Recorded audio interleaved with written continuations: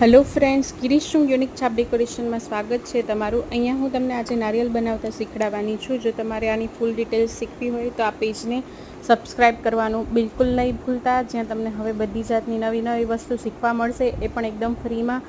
તો like, share અને subscribe કરવાનું તો બિલકુલ નહીં ભૂલતા। અહીંયા તમને સગાઈ, લગ્ન, હલ્દી, મહેંદી, લાડવા, માંડવા, જીયાણા, મામેરા, બેબી શાવર કોઈ પણ ફંક્શન હોય તો બધી વસ્તુ પ્રોપર તમને શીખડાવવામાં આવશે।